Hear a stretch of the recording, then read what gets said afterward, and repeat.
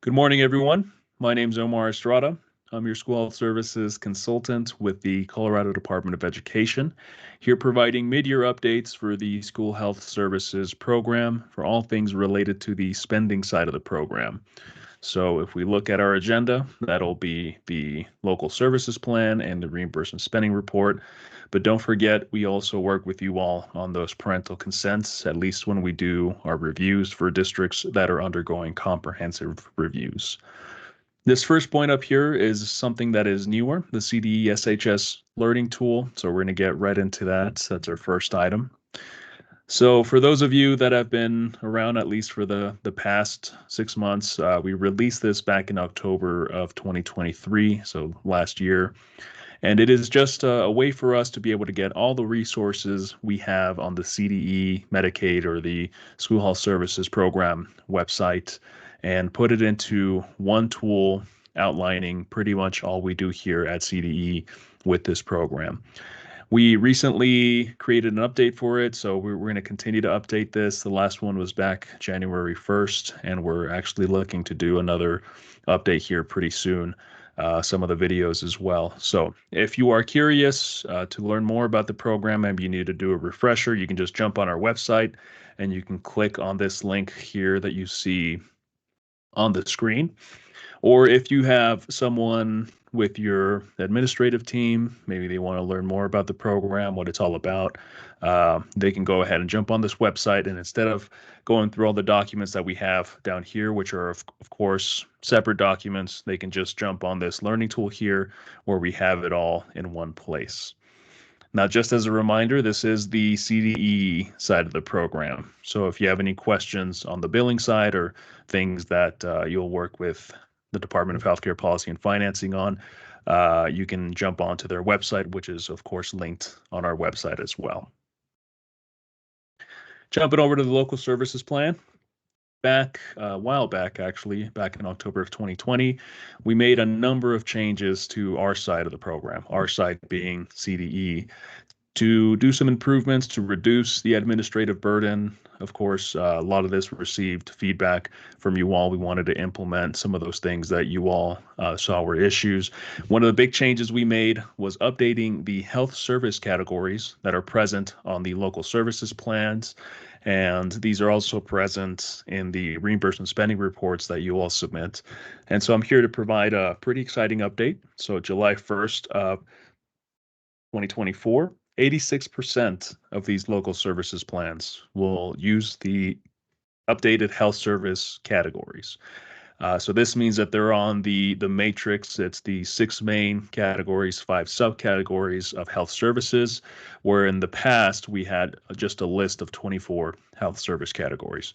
And by next year, so July 1st, 2025, we're actually going to have all the LSPs fully transitioned over. We're actually already transitioning out the older templates, so those shouldn't be available on the website. And if you would like to update your LSP, if you're still using those older templates, feel free to reach out to me and we can get that squared away pretty soon. So this is exciting. And I want to make sure to put out some LSP related reminders. So there are 2 ways that an LSP can be changed. The first one being the more significant of the 2, which is once the LSP ends. So these are 5-year plans. Once you get to the end of that 5-year period, you're going to want to make sure to submit a new LSP to start a new 5-year period. So you got to reach out to the community. You got to look at new data. You got to put it into a new LSP template, send it over to me, review it, and so on. That's going to start a new LSP period for a district or BOCES. Now, since of course 5 years is a long time, you can always revise it as needed. So we have LSP revisions here. If you have something in your LSP that you would like to change, or maybe there's a change in the community that you want to implement in the LSP, this is the best way to do it. Really, I should say the only way to do it. The LSP revision, you can initiate it anytime during that 5-year period.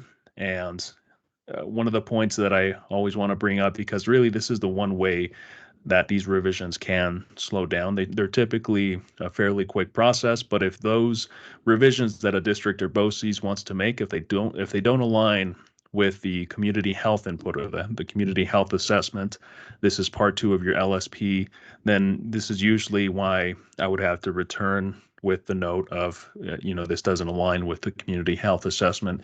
You need to bring in some more community input and then submit that revised LSP again. But if that is squared away, it's has a similar process to the LSP renewal in terms of how I review. I want to make sure that there are no potential unallowable spending items on there. I want to make sure that the LSP flows pretty well.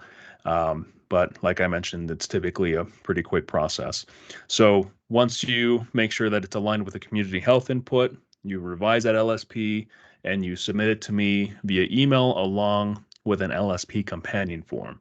And this document just lets us know, summarizes those changes, and this will be just sort of a historical documentation for how an LSP changed during this 5-year period. An important item I want to bring up: when you do make an LSP revision, this does not change your 5-year period. So if a district LSP is ending in 2024, they submitted a revision sometime in 2023, that LSP is still going to end in 2024. You do not start a new 5-year period with those revisions. Moving on to the reimbursement spending report. We did have to do a hotfix for the current report, which is reporting for fiscal year 2022 to 2023. We included a narrative labels text box in the form that will populate as you select subcategories.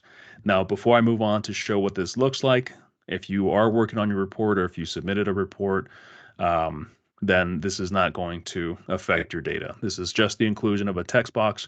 Really, it's more of a quality of life improvement here. So to show what this looks like, if you take a look at this screenshot that we have here from the report, if, for example, you're completing a report and you spend some dollars on the nursing category, you'll check off the nursing text box. This will populate this nursing section because there is some logic with the form. And within the nursing category, you would check off the FTE/contracted personnel subcategory. Originally, this would pop up this section here. You would put in your total expenditure and your number of FTE. However, if you all remember now, narratives are required. And so we included this text box down here, which will also populate as you select a subcategory item. So if you select equipment, materials/supplies, you'll have another text box down here that'll come up with the equipment, materials, and supplies subcategory. But once you select the subcategories that received those reimbursement dollars, you can just highlight these text boxes down here and you can copy and paste them into the narrative box, which will just provide some labels for you to then type in how you spent those dollars. So in this case, we hired 1.5 FTE nurses, or maybe 2 part-time positions that are 0.75, something like that. So just a quality of life improvement, nothing significant here. And to close up the RSR, the reimbursement spending report section, I do want to provide an update on a project that we introduced during annual training. So we are looking to update the data flyers. If you're unfamiliar with that, that's just a way that we return the data that you submitted in the reimbursement spending report back to districts and BOCES so that they can then share it with either decision makers, with their LSP committee, or with their community, just showing the good work that these dollars are doing at the local and the state level, because we also share the state level flyer. So we're hoping to release a new version of the data flyer for the fiscal year 2022 to 2023 period. So that's this current period. And some of the changes you might see, we actually may be looking at removing what was known as the Proud Achievements section, where you would provide success stories. So we might be removing that. We'll be looking at some new alignment with the state level flyers and just providing new ways to show that reimbursement spending data for you all. And I want to give a shout out to our stakeholders who have already taken a look at 3 drafts for these data flyers at our last meeting. So um, shout out to the stakeholders and of course to other districts and other BOCES coordinators that have provided their input on these. Moving over to parental consent forms. As a reminder, prior to accessing a child or parent's public benefits for the first time, a public agency must obtain written parental consent informing parents of what PII or personally identifiable information may be disclosed, why, and with whom is a requirement under FERPA, which is the Family Education Rights Privacy Act. And there is also a written parental consent requirement under the Individuals with Disabilities Education Act, or IDEA. And there's also an additional item in there where you have to include parental rights, certain parental rights that are listed under IDEA. And this is particularly important because we did have a proposed rule that we discussed back during the annual training. So this proposed rule was actually released May 18th of 2023, based on, I'm showing the timeline here of things. And we had a common period that closed August 1st of 2023. So this was right in the middle of our annual training. We were supposed to have final action posted sometime in January of 2024. If you use the link at the bottom here, you'll be able to see the timeline that I'm talking about where it said January 2024. Final action was supposed to be posted. However, we have yet to receive this final action post yet. So, we're saying please operate business as usual. We haven't received this final action, and once we receive it, we still have to review it, take a look at how that affects our program, and then we will email you with how that affects our program. So for now, please operate business as usual. Nothing has changed right now, and I would also add, if we were to go back to the previous slide, this proposed change is only looking at the written parental consent under IDEA. So this first point is not affected. FERPA, the written parental consent under FERPA is not affected by this proposed change. So even if something does change with this written parental consent requirement under IDEA, you would still have to get written parental consent for that sharing of that PII. So please keep that in mind. And also keep in mind that when we, do the reviews for districts and BOCES under comprehensive review, the form getting this parental consent tend to be covering both of these items. So even if we do have that change in written parental consent requirement, it may not change that, specific form that you're using. So FERPA is not being changed by this. This is just looking at IDEA. And I would also like to say that once final action is posted, we may not even have a change. So the final action may be that written parental consent requirement is not being changed. So that is why, we're letting you know, just wait until we inform you of the change that happens. I'm taking a look at this every day until we can get that final action so we can review it and see how that affects our program moving forward. If you have any questions, please send those emails to us. We want to make sure that we are hearing you all as we wait for this final action to post. And as a final reminder, these parental consent forms concern the disclosure of PII that may be necessary for billing purposes. It is not a consent to bill Medicaid. That happens at a different time. So, just in case if you're hearing that these are consents to bill Medicaid, that is inaccurate. That happens at another time. This is for that disclosure of PII. If you have any questions on your specific district or BOCES consent process, please consult with your legal team.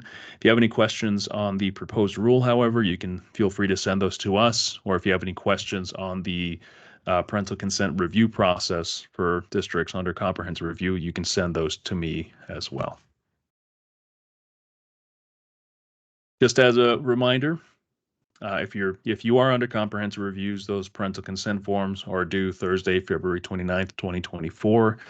This will be the same due dates as when your reimbursement spending reports to CDE are due, which are also Thursday, February 29th, 2024. For districts and BOCES that have local services plans ending in June of 2024, we have two deadlines set up here. So the initial review will be due June 17th, 2024. So that first draft is going to be due on this date. I'm going to take a look at it, provide some notes, return it to you all so that you have enough time for the final submission due date, which is going to be Monday, July 1st, 2024, at which point that new LSP becomes the final version and you're now in a new 5-year plan. You can always reach out to me. There are a number of different ways. If you have questions, comments, concerns, you can use a doodle poll to schedule a one-to-one meeting with me. You can go ahead and email me your questions, or you can go ahead and just simply give me a call. If you need any of our support documents, you can find those on our website using the link that you see on the screen, or you can search Medicaid on CDE's website search bar or School Health Services Program. You should be able to see our page on that results screen.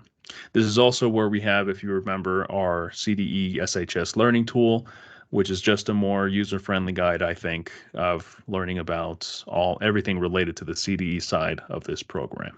I want to thank you all again. So this is my contact info here. If you have any questions, please feel free to ask. We are always here to support you all in whatever way is needed. Thank you.